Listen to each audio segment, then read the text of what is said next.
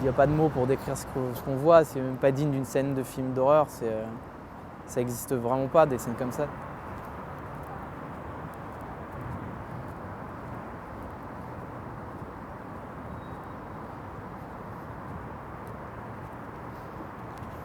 Les gens cagoulés et armés cherchaient en fait les locaux de Charlie Hebdo parce qu'ils ne sont pas indiqués dans l'immeuble à cause de la menace terroriste.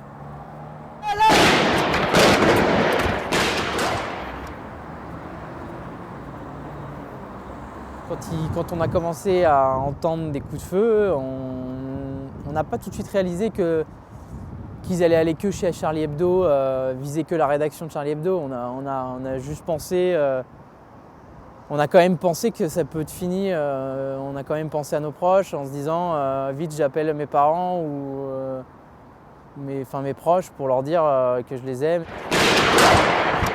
Ils sortent là, ils sortent. Ils sont là. Okay. On a décidé d'aller tout de suite naturellement sur le toit parce qu'on avait un accès. Voilà, on avait entendu beaucoup d'échanges. J'ai mon collègue Martin Boudot qui a filmé une des scènes du toit.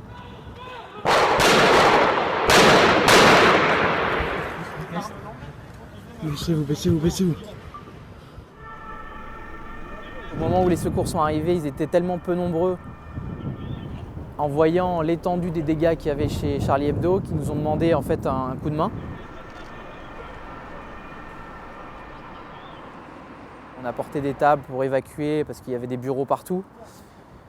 Il y avait des corps en dessous et moi pour me protéger je ne regardais pas par terre parce que je savais que ça pouvait me traumatiser à vie. Il y avait des gens à secourir qui étaient encore vivants. Il y avait des gens qui étaient en panique, qui complètement tétanisés par l'événement et qui étaient par terre, qui n'avaient pas du tout été touchés apparemment. Donc c'est ce qu'on a compris après, c'est que voilà, ils visaient vraiment la rédaction du Charlie Hebdo et pas les gens de la gestion, de la compta ou les autres personnes qui travaillaient chez Charlie Hebdo.